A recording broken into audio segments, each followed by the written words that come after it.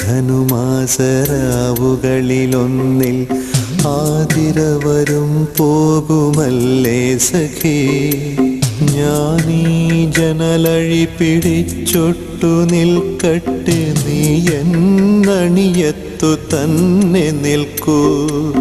ഈ പഴങ്കൂടൊരു ചുമക്കടിയിടറി വീഴാം, വ്രണിതമാം കണ്ഠത്തിൽ ഇന്നു നോവിത്തിരി കുറവുണ്ട്. വളരെ നാൾ കൂടി ഞാൻ നേരിയ നിലാവിൻ്റെ പിന്നിലെ അനന്തതയിലലിയും ഇരുൾ